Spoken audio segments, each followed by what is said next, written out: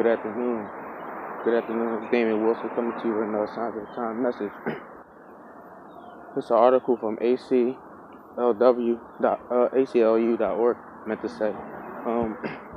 This is on what's currently happening down at the border. I think the Mexican border, if I'm not mistaken. This is an article, like I said, from ACLU.org. It's on the 100-mile border zone. What the 100-mile border zone is basically it's a circumference of the United States, including Alaska and Hawaii. Basically, the seaports and the docks of the mainland on the edges and the outskirts of the United States is covered in red because the jurisdiction of the Border Patrol agents doesn't really, it doesn't apply as much, or it doesn't have as much significance. Is lesser laws and lesser policies on the edge of the border than on the outskirts of the border. It's more, no, inside the red zone and within the red zone instead of inside the United States. It's more looser with a red zone. That's why you basically see these children getting snatched up. The immigrants getting taken to the Walmarts. They're getting separated from their fathers and mothers. The children getting separated. Actually, they're separating the whole family unit, separating the fathers, the mothers, and the children.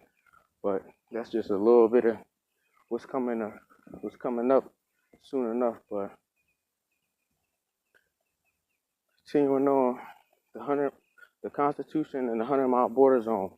The problem: the Fourth Amendment of the U.S. Constitution protects Americans from random and arbitrary stops and searches. According to the government, however, these basic constitutional principles do not apply fully at our borders. For example, at border crossings, also called ports of entry, federal authorities do not need a warrant or even suspicion of wrongdoing to justify conducting what courts call a routine search. That's why these laws and policies lesser around that type of time, lesser around the border and all that. But such as searching luggage or a vehicle, even in a place far removed from the border, deep in the interior of the country, immigration officials enjoy broad, though not limitless power, specifically federal protection, CBP, authority to operate within this 100 miles of any U.S. external border. In this 100-mile zone, Border Patrol agents have certain additional authorities. For instance, Border Patrol can operate immigration checkpoints. Border Patrol nevertheless cannot pull anyone over without reasonable suspicion or cause of an immigration violation or crime. Reasonable suspicion is more than just a hunch. Similarly, Border Patrol cannot search vehicles in a 100-mile zone without a warrant or a probable cause. Without a reasonable belief based on the circumstances that an immigration violation or crime has likely occurred. In practice, Border Patrol agents routinely ignore or misunderstand the limits of their stops, resulting in violations of the constitutional rights. Basically, what Obama did, Bush and all them type of cats, those type of cats, barbarian, Luciferian, all of those. They want to dash the Constitution and all that, and implement, executive orders and all that type of stuff. But constitutional rights of innocent people. These problems are compound and adequate training for Border Patrol agents, a lack of oversight by the CBP and U.S. Department of Homeland Security (DHS), and an inconsistent failure of CBP officers and Border Patrol agents think our Constitution applies throughout the United States, including in this 100-mile border zone. That's why you see a lot of shootings and killings and stuff on this Border Patrol and shit. Mostly, mainly the 6 main cities is on there, but we get to that right now. Much of the U.S. affected. Many people think that border-related policies only impact people living in the border towns like El Paso or San Diego. The reality is that Border Patrol's interior enforcement Operations encroach deep into and across the United States, affecting the majority of America's roughly two-thirds of the United States population live within a 100-mile zone that is within 100 miles of a U.S. land or coastal border. That's about 200 million people. Some states are Connecticut, Delaware, Florida, Hawaii, Maine, Massachusetts, New Hampshire, New Jersey, New York, entirely within this area.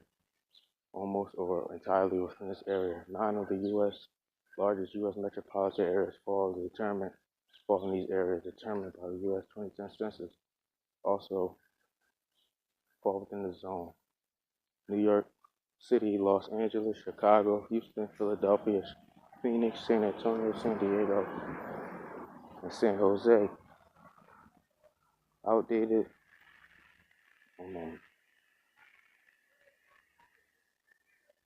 The regulations established the 100-mile border zone was adopted by the U.S. Department of Justice in 1953 without any public comment or debate at the time.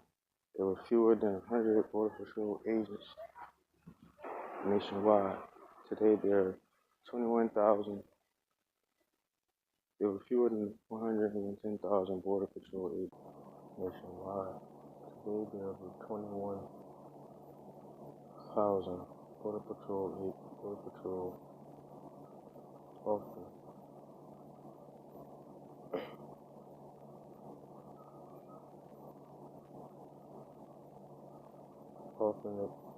the Border Patrol often ignores this regulation, and aside from limiting interior checkpoints locations within the 100-mile zone, rejects any geographic limitation on agents' authority. At least 2 federal circuit courts coordinate, condone Border Patrol operations outside the 100-mile zone. Federal regulations and Supreme Court precedent notwithstanding, federal border agents are stopping, interrogating, and searching Americans on an everyday basis with absolutely no suspicion of wrongdoing, and often in ways that our Constitution does not permit. This nigga Obama, Bush, and all of those type of cats, who passed executive orders and executive laws.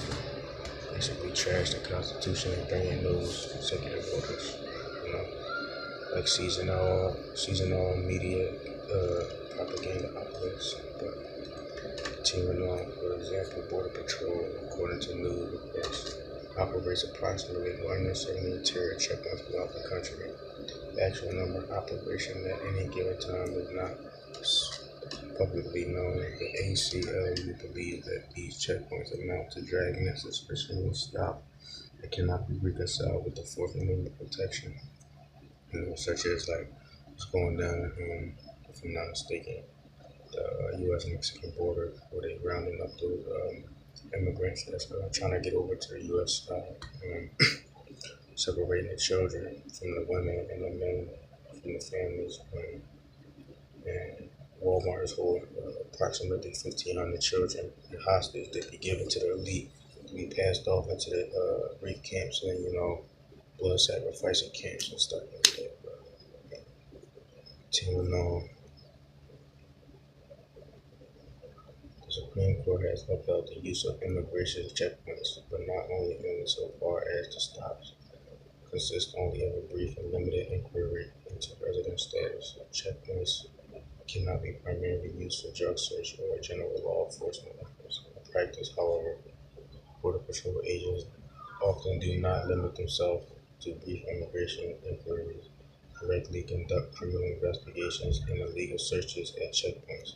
The Border Patrol also frequently pulls over motorists in roving patrol stops, often without any suspicion that an immigration violation has occurred. The ACLU has documented numerous cases of abuse by Border Patrol and filed lawsuits to obtain more information about the agency's practices.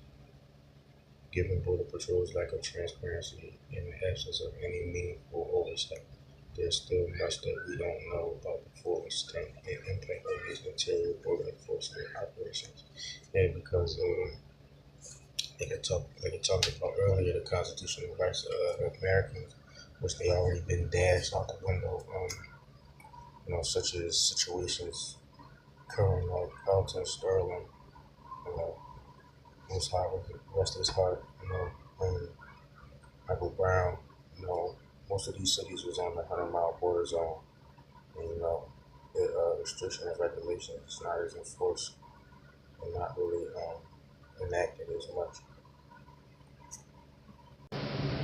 Yeah, but continuing on, part of a broader problem, the spread of border-related powers inland is inseparable from the broader expansion of government intrusion in the lives of ordinary Americans. For example, CBP claimed the authority to conduct suspicious searches of travelers' electronic devices, such as laptops and cell phones at ports of entry, including international arrivals at airports.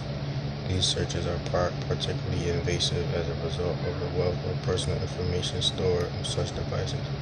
At least one circuit court has held that federal officers must have at least reasonable suspicion prior to conducting these searches, and recent Supreme Court precedent seems to support that view. These practices also coincide with the spread of numerous border technologies, including watch lists and database systems, such as automated targeting system, traveler risk assessment program, advanced identification and tracking systems. Just like those Stingray vans, the FBI vans in disguise, set up as Wi-Fi hotspots, like a local neighborhood Wi-Fi hotspot. When you log into that Wi-Fi hotspot, what the FBI van do is break your encryption on your phone and take the data and drain it and compile a dossier to see who you are, physically and on the internet. But continuing on, including electronic passports and intrusive technological schemes such as virtual border fence and unmanned aerial vehicles, drones. With many of these technologies in the hands of private companies, there are powerful financial incentives for the continued militarization of the border zone. The expansion of government power both at and near the border is part of a trend towards expanding police and national security powers without regard to the effect of such expansion on our most fundamental and treasured constitutional rights. The federal government dragnet approach to law enforcement and national security is one that is increasingly turning us all into suspects.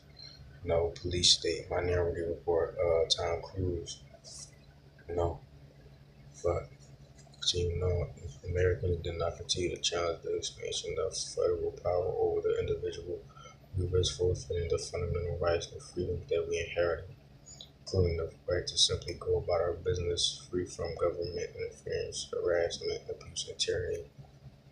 But, that's all I have for today.